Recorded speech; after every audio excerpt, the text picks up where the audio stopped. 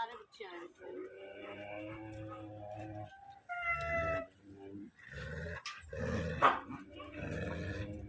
ये सारे बच्चे हैं जो कहीं ना कहीं बीमार आए थे, पर कुछ पैरालिसिस थे जो कि सही हो गए हैं। बट सही वो इतने हुए हैं कि वो बाहर नहीं जा सकते, सड़क पर नहीं रह सकते। वो इतने सालों में सही हुए हैं कि वो सड़क पर नहीं जा सकते वापस, उनको खाना हमें ही देना है, ठीक है। और कुछ बच्चे हैं जो अब लड़ाई नहीं करते, उनको और बच्चे नहीं मारते, पर वो बाहर घूमते हैं। टीका है, बड़ा हो गया, छोटा सा आया था 15 दिन का मेरे पास, है ना, अब बड़ा हो गया। इस तरह बहुत सारे बच्चे हैं। ये बच्चा है, इसकी चाहे एक टांग नहीं है आगे की, बट ये सड़क पे नहीं जा सकता। उसके पाँव आगे के पतक के खराब हैं, चलूल के आगे खराब है, उसका एक पैर नहीं है। और इनमें वो बच्चे जो कि ब्लाइंड हैं, आपको पता ही नहीं होगा कि वो ब्लाइंड है, क्योंकि इसमें लिखा नहीं आता ना कि ब्लाइंड है। बट आपको क्या दिख रहे होंगे? आपको दिख रहे होंगे हेल्दी। ये सब बात मैं क्यों बोल रही हूँ आपको बताऊंगी। आपको लग रहा होगा हेल्दी बच्चे हैं तो इनके पास, फिर ये हमारा बच्चा क्यों ले है? वो हेल्दी बच्चा जो आपको दिख रहा है वो ब्लाइंड है, ठीक है। ये बच्ची हेल्दी है पर ये ब्लाइंड है। ब्लाइंड भी क्या, तो ट्यूमर है इसकी, तो आंखों के अंदर कीड़े पड़ गए थे दोनों आंखों में, ठीक है। उधर नैना है, टचवुड है, वो उसको देख के कोई कुछ कह नहीं सकता, उसे कोई प्रॉब्लम होगी, पर वो ब्लाइंड है, ठीक है। इस तरह और भी बच्चे हैं। वो बैठी है जो है ना, 3 टांगे कटनी थी इमली की, तीनों टांगे, पीछे की दोनों, आगे की एक, 3 टांगे इसकी कटनी थी। ये कई महीने लगे हैं, 6 महीने लगे हैं इसको सही करने में। सही हो गई, बट अब सड़क पे तो नहीं जा सकती ना, इसकी कोई टेरिटरी नहीं है। तो जो आपको मेरी वीडियो में बच्चे हेल्दी दिखते हैं, वो हेल्दी आए नहीं थे। उनकी हालत इतनी बुरी थी कि वो अपाहिज से भी बुरे हो रहे थे, पर वो सही हो गए। पर अब उनकी टेरिटरी नहीं है ना, उनको मैं उठा के सड़क पे नहीं अब छोड़ सकती कहीं भी। तो वो हेल्दी बच्चे जो आपको वीडियो में दिख रहे हैं, उनकी आपको हिस्ट्री नहीं पता। आप ये बात कहना बहुत आसान होता है कि हमने देखा है आपकी वीडियो में, हेल्दी बच्चे भी हैं आपकी वीडियो में, पर आपको हिस्ट्री नहीं पता ना कि क्या वो हेल्दी ही मेरे पास आए थे, तो वो हेल्दी नहीं आए थे, ठीक है। एक चीज़ ये हुई।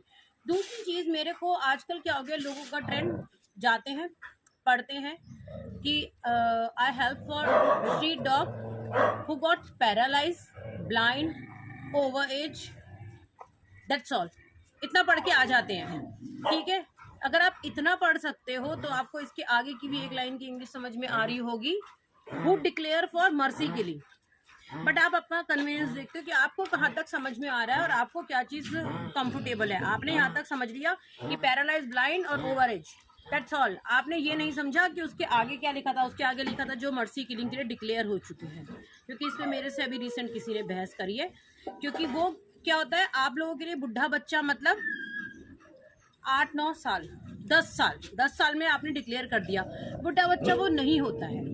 बुढ़ा बच्चा वो होता है जो 13 से 14 से 15 साल पार कर चुका है, और उसके बाद भी उसको अगर कुछ प्रॉब्लम है, वो बुढ़ा बच्चा होता है। बुढ़ा बच्चा देखना है आपको, मैं आपको दिखाती हूँ, एक सेकंड। कम से कम 17 से 18 साल है, इसके मुंह में एक भी दांत नहीं है, इसका शरीर अब सही नहीं हो सकता। पर जब मेरे पास आई थी, इसका पूरा शरीर ऐसा था, पत्थर है ना।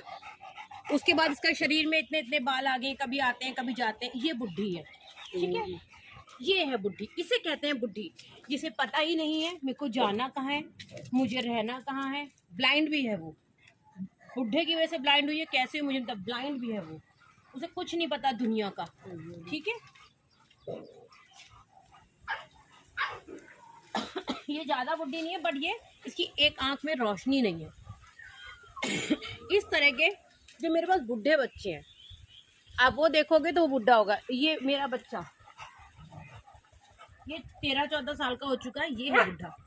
इसकी हालत देखो, ये 14 साल से प्लस है, ये है बुढ़ा। तो आप लोग बुढ़े होने की ना डेफिनेशन चेंज करो। पहले 8-9-10 साल का बच्चा बुढ़ा नहीं होता है कभी भी, 14 के बाद बच्चा बुढ़ा माना जाता है, ठीक है। और वो भी उसका बुढ़ा कब डिक्लेयर करोगे, जब उसके मुंह में दांत नहीं है, वो खाना नहीं खा पा रहा है, वो सड़क पर बैठा है, उसको सुसु वहीं पे निकल जा रहा है, या वो ब्लाइंड हो गया एज की वजह से, वो बुढ़ा होता है। मैं उसे बुढ़ा बोलती हूँ। सब आप लोग को नहीं पता, अगर मैंने उसके अंदर ओवर एज का मतलब क्या था, तो ओवर एज का मतलब ये था, ठीक है। तो कभी भी मुझे कॉल करें किसी ओवर एज बच्चे के लिए, तो ओवर एज बच्चे का मतलब ये होता है। पैरालाइज बच्चे का मतलब भी मैं आपको बता देती हूँ। आप लोगों की नज़र में क्या हो रहा है आजकल, अगर किसी बच्चे के पैर में चोट लग रही है एक, और उसका पैर ऊपर हो गया, वो पैरालाइज हो गया, बच्चे की टांग टूट गई, वो पैरालाइज हो गया। पैरालाइज वो नहीं होता, पैरालाइज होता है, और यही पैरालाइज होता है और इसे ही पैरालाइज बोला जाएगा। पैरालाइज वो बच्ची है पीछे आपकी, नूर दिखा, ठीक है, नूर पैरालाइज है, ये बच्चा पैरालाइज है, ठीक है। वो नूनू बैठा है, वो पैरालाइज है।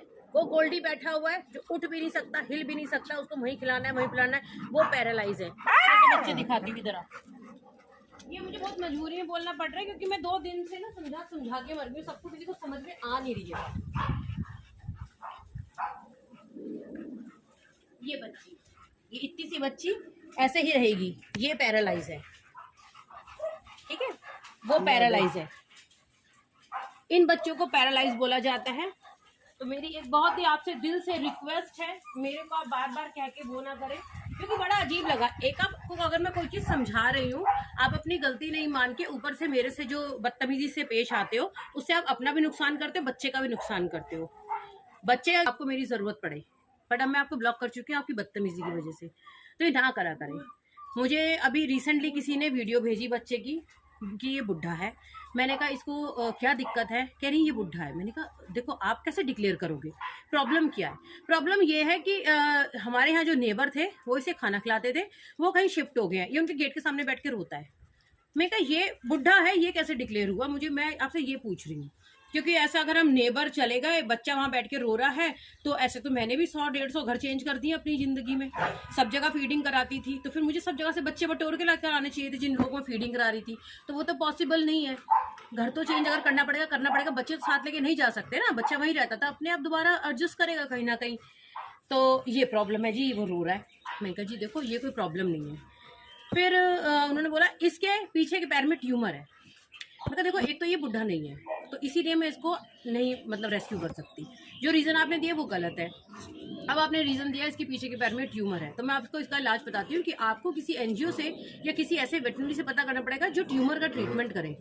मेरे यहाँ पर मैं ट्यूमर का ट्रीटमेंट नहीं करती हूँ। It's shelter home for paralyse and blind dog. Shelter home मतलब खाली शेल्टर होम, हम इनकी सेवा करते हैं। जहाँ पर इनको मर्सी किलिंग के लिए डिक्लेयर कर दिया गया है कि इनको नहीं रखना है आगे, तो हम इनकी सेवा कर रहे हैं, ठीक है, सेवा कर रहे हैं, दैट्स ऑल। हम इसका इलाज नहीं कर सकते हैं, उसमें कीमोथेरेपी चाहिए होती है। तो मैंने कहा आप किसी अच्छी जगह पे पता करें। उसके बाद मैंने उनको हाथ जोड़े, उसके बाद वो मेरा स्क्रीनशॉट लेकर मेरे को भेजती है और कहती है चेंज कर दो फिर इसे। मैंने कहा किसे? कहती है जो तुमने छाप रखा है। मैंने कहा क्या छाप रखा है आप बताओ। मैंने लिखा है ना पैरालाइज, ब्लाइंड और ओवर एज। ये बच्चा पैरालाइज नहीं है, बच्चा ब्लाइंड नहीं है, बच्चा ओवर एज नहीं है। आपने मुझे कुछ और प्रॉब्लम बताई है। और मैंने कहा उसके आगे की line blind, paralyse, over age, who declare for mercy killing. Mercy killing का नहीं लोगों को पता है तो मैं बता देती हूँ। मर्सी किलिंग होता है, लोग बोलते हैं दया के भाव से इन बच्चों को जहर का इंजेक्शन दो और मार दो, और मैं उसके अगेंस्ट हूँ। मैं कहती हूँ नहीं, ऐसा कोई वो नहीं है कि आप किसी को अपनी दया के भाव से जहर का इंजेक्शन देके मार सके, तो मत मारे। मर्सी किलिंग उसे बोलते हैं। मर्सी किलिंग आप डिक्लेयर नहीं करते, मर्सी किलिंग डॉक्टर्स डिक्लेयर करते हैं। तो आप खुद ही ये कह देते हो कि हाँ ये बच्चा पैरालाइज है, बच्चा ब्लाइंड है। तो मेरे से इस तरीके से व्यवहार ना करें, उसके लिए मैं रिक्वेस्ट कर रही हूँ, क्योंकि मेरे एक पेशेंस लेवल है वो खत्म हो जाते हैं जब मुझसे कोई बदतमीजी करता है, क्योंकि मैं आपसे पैसा नहीं लेकर आपका बच्चा रख रही हूँ। स्ट्रीट डॉग है अगर आपका, तो बच्चा ले नहीं रही मैं, आपका पेट लूंगी, जिस दिन लूंगी उस दिन बता दूंगी उसकी डिमांड। जब तक नहीं ले रही हूँ। स्ट्रीट डॉग्स के लिए मैंने आज तक किसी से 5 रुपए नहीं मांगे हैं। मेरे साथ बदतमीजी का व्यवहार ना किया जाए। मेरे साथ बदतमीजी करने पे मैं आपको ब्लॉक कर दूंगी। जिंदगी में आपको जब दोबारा किसी हेल्प की जरूरत होगी तो मैं नहीं कर पाऊंगी, क्योंकि मैं ऑलरेडी ब्लॉक कर चुकी हूँ। अपनी बदतमीज नेचर की बहुत बच्चों का कर जाएंगे। तो अगर किसी से हेल्प चाहिए और वो भी फ्री में चाहिए, तो थोड़े सा काम और पेशेंस रख के बात करनी पड़ती है। अग्रेसिव ना बने, क्योंकि आप अग्रेसिव है तो दूसरा बंदा आपसे डबल अग्रेसिव है। ठीक है, थैंक यू। ये वाली